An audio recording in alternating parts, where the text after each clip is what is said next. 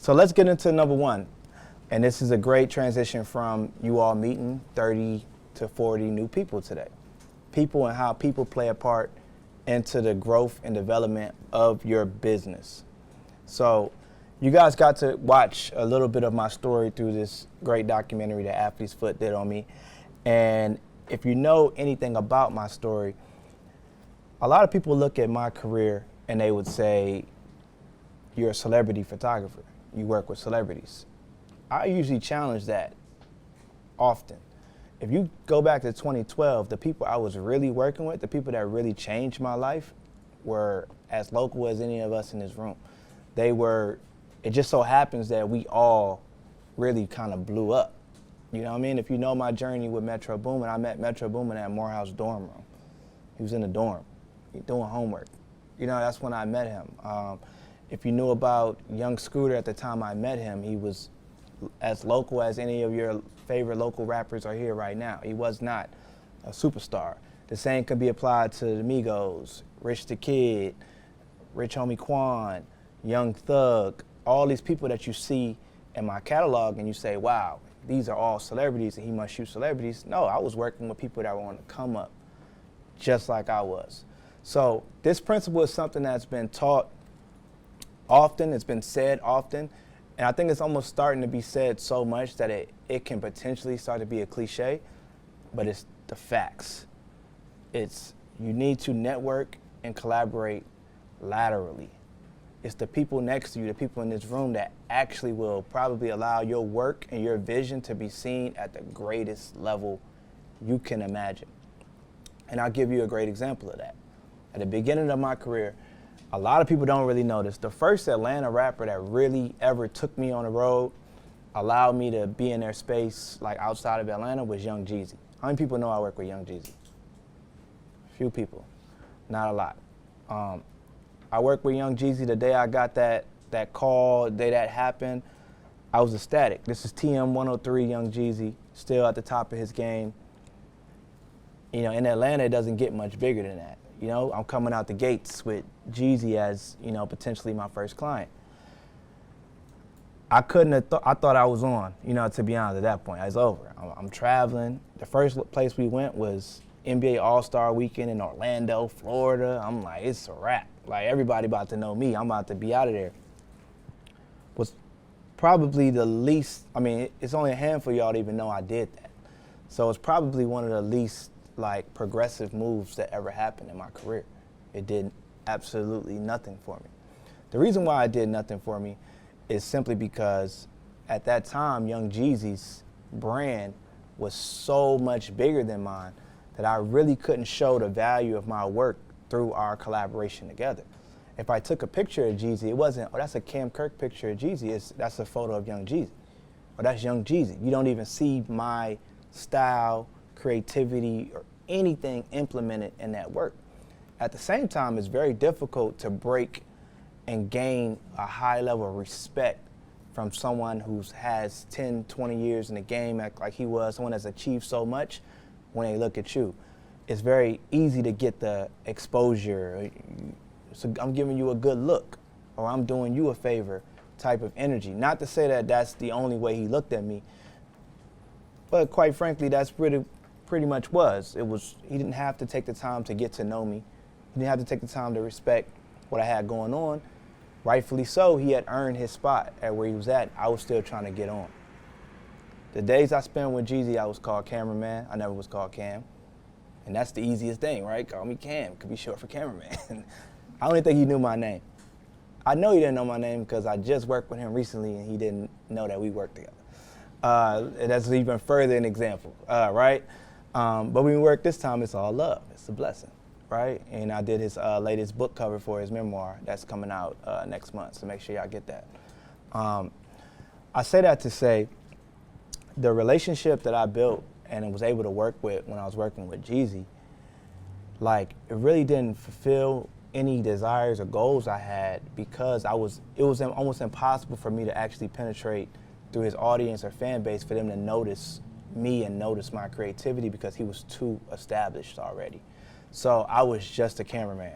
At that point in time, if I'm being honest, I was very replaceable. no matter how great of a photographer I was, there was too much already established in his career and his repertoire and his work ethic. It really wouldn't have did nothing for me. I worked with Jeezy for a couple days, weeks, whatever. It didn't really lead to much because there was no way for him to see my value, to be honest.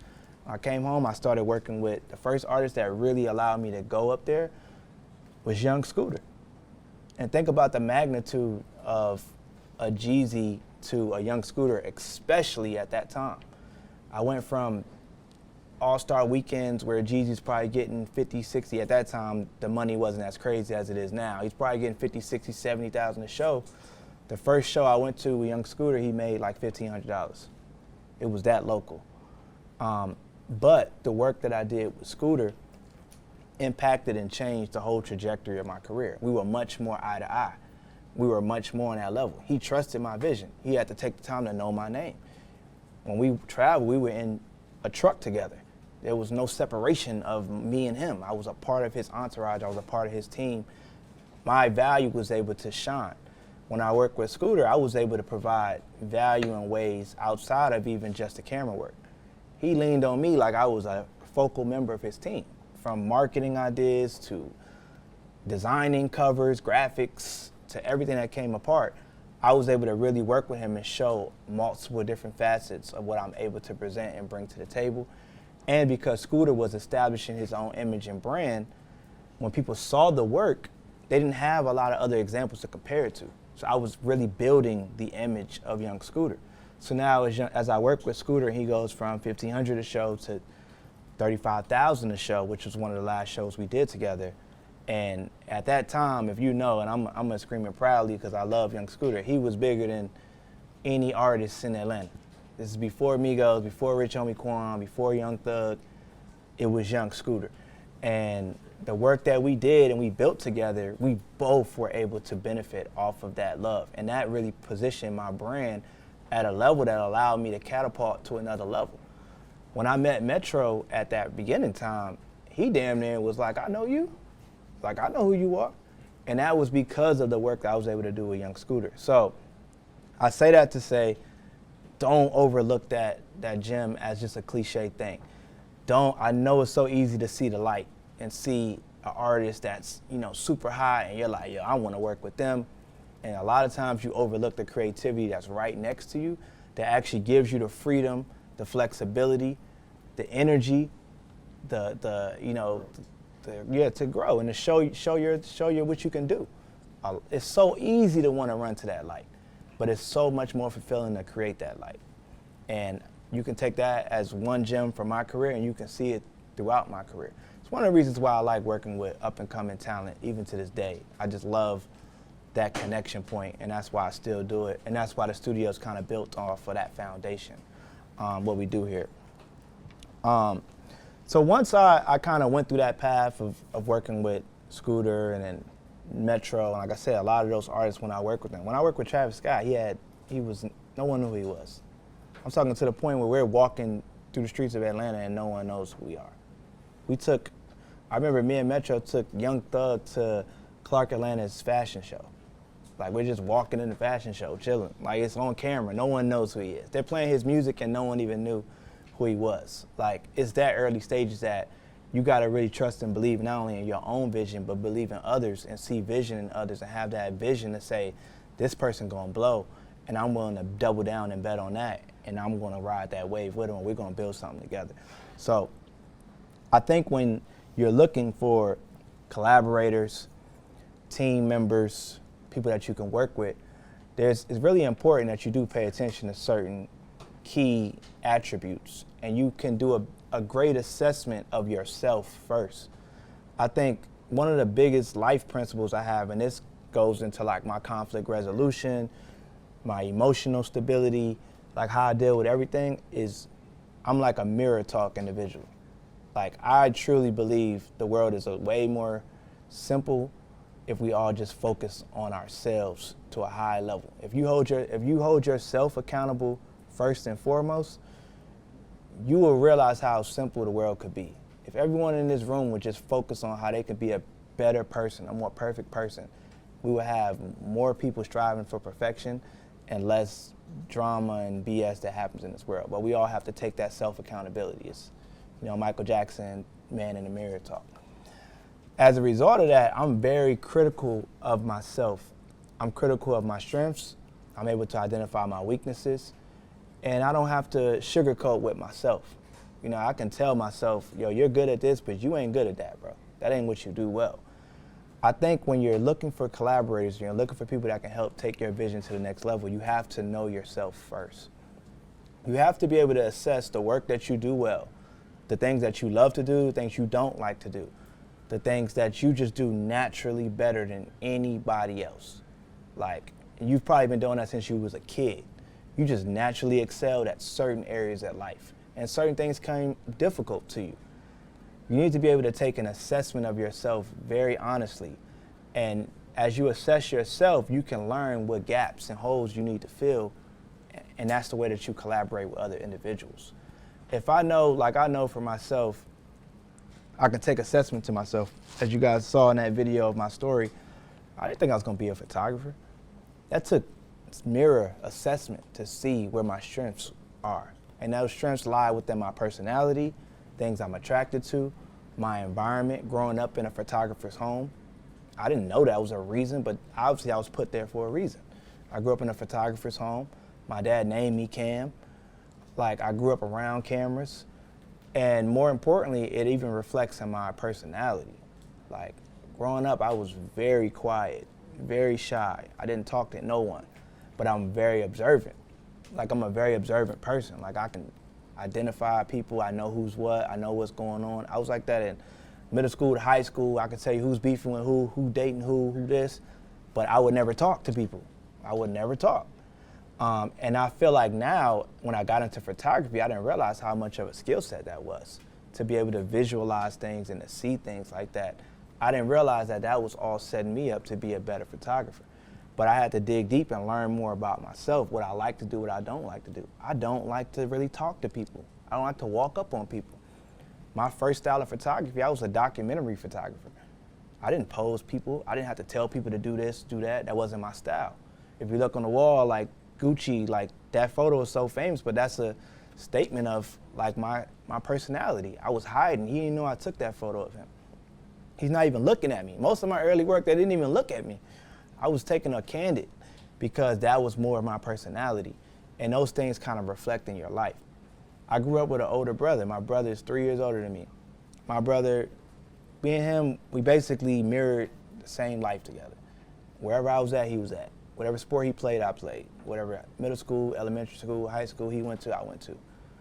We couldn't be more opposite individuals. And it's a reason why you can grow up in the same environment, the same lifestyle as somebody, and you're just implanted with things that you're attracted to that are completely different. You have to go find it. You got to assess it. You got to look inward and really find it out. He's a lot more outward than me. My brother's now a lot more disciplined in a lot of ways than me. He's a financial advisor now, right? He's responsible. You know what I mean? He does, I'm a little reckless at times. I like to live wild sometimes. He's much more responsible in a lot of ways, and it fits for his demeanor. But we have to, although we went through the same stuff, we're different, and I had to find out what made sense for me. He stayed home. He went to Towson University in Baltimore. He stayed close to family. He's been married for 10 plus years or so. Kids, family. We're opposites though. We grew up in the same type of thing. I'm here, I moved away from home, did my thing, I had to discover myself. So before you can find help in someone else, you gotta know what you need help with. And in order to know what you need help with, you need to assess and look inward at yourself. What are you good at? What are you bad at? What areas are you willing to improve at? Because some things you're bad at, but you're willing to improve. I just don't know how to do it yet, but I'm interested enough to want to do it. And there's certain areas I'm not good at it, and I don't care to be good at it. And that's okay. That's more than okay. You find collaborators that can fill those gaps for you. So even to this day, I have about 15, maybe close to 20 employees that work for me across different companies that we own. I look for people that are opposites of me in a lot of ways. So I'm quiet, I look for vibrant personalities. If you come around the studio, you feel the vibrant energy of the studio. It's the most opposite thing of me. I am not that. I'm not gonna walk in the room screaming and yelling, Keenan, Marley, they gonna walk in this room screaming and yelling if you give them a chance to. Like, that's that energy. But when you combine this together, you have a balance and you have a duality there that is strong. There's no weaknesses there. When we need to be chill, I step up. I can give a calming demeanor. When we need to break the ice and have energy, they can provide that. So when I was on set and when I enter set, I knew I needed that in my career. Because sometimes it's hard to break the ice with a rapper. Sometimes it's hard to break the ice with a client. It just depends on if personalities match. I knew I needed someone else that can be in those rooms with me where, man, it's on you, bro. His energy's, he gonna feed more into your energy. I'm too quiet for him. And sometimes the team members step in, they do their thing, and I'm able to kind of position myself. So I knew for me, I got to a point in my career probably around 2015 where I needed not only a confidence boost in myself, but I needed someone that can walk in a room and make my presence felt. Although I had did a lot of great work up at 2014, 2015, had traveled a lot, I would walk in rooms and people didn't even know they met me. I met Future about 5 times before he finally admitted that he knew me. Like, he introduced himself to me every single time. He used to annoy the shit out of me. Like, and then one time he gets on stage and says, I know Ken with the Morehouse. I'm like, how you know that, bro? I just seen you backstage, you asked me what's my name. Like, it's just wild. But I knew I didn't have that presence that left that mark on people at the beginning. I just knew it wasn't me. I wasn't that. I surrounded myself with people like that. I suggest you guys find those weaknesses that you have and look for collaborators that can help fill those gaps for you. And then you fill the gaps for them as well. And that's how you have a perfect bond. I would say also, though, as you start to extend further from just one collaborator to rooms of multiple, like when you get into a position that I'm in now where it's 15 to 20 of us, it is important, though, that you maintain your balance because you can get drowned out by your collaborators if you go too far left with working with people that are not like you. So you want to have a balance. That's something I had to learn. Like throughout some of my early parts of business, I'm walking in rooms and can't even recognize my business anymore because everyone is doing shit that I wouldn't do. Like, I would never do that. Like, you did what? But that's because through my weaknesses and through my learning, I had to learn, don't just go for opposites. Every now and then you need to balance it out with someone that does think like you and will act like you or has a demeanor like you so that you can still maintain your presence and your balance. But I'll leave you with that. Make sure you know who you are so you can know who to look out for when you work with people. And then I think once you start working with team members, the last level I would say with people is you just have to move with a level of professionalism and integrity. It really doesn't get much deeper than that. Like, you have to do good business. You have to do good business by people. You have to have a clean face card, and you have to have honesty and transparency within your business, not only with your customer base, but with the people that you decide to work with. There has to be a level of transparency all across the board. You have to be willing to have tough conversations. That's what makes you a true leader, is when you're able to get in front of things that can be issues on the back end and you can foresee problems. When you can understand personalities, you have to know how to work with people. Everybody doesn't receive information the same way. You can't yell at everybody. Some people you can yell at. Some people you can, what the fuck you doing? And there's some people that you gotta be like, you know, let's think about how you did that, or what you think about this, can we do it that way? It's very important that you understand the team around you and that you always model and carry yourself as an example and a leader. And leadership is not meant for everybody. Everybody not designed to be a leader. And that comes with knowing yourself. Sometimes on the team it's important that you play the back seat. Sometimes you're not the leader in the room. And that doesn't make you less of an individual, less of a person, but for that particular collaboration, it's best that you take the lead because maybe this fits more of your energy and your style. There are plenty of times I work that way. Even to this day, I still work that way, where it's like, yo, this is your show, you got it. And I can sit back and still feel confident in that. So I think it's very important that you guys learn and develop true leadership skills. And leadership to me starts with leading by example and you being the example of what you want. You can't get mad at somebody else for showing up late. Let's say somebody showed up an hour late, but you showed up 10 minutes late. Both y'all late. You can't even point the finger if you were late. You know what I mean? If you didn't uphold your end of the bargain, you can't even look at no one else. You gotta hold yourself accountable. That's true leadership. And that's why people are gonna play such a major part in the development of your career, your craft, and how you get there. But a lot of the people, truly, especially at the stage that you guys are at right now, starts with yourself. And really mastering yourself and who you are, strengths and weaknesses, so that you can be the best collaborator or partner for whoever else you bring onto your team later on.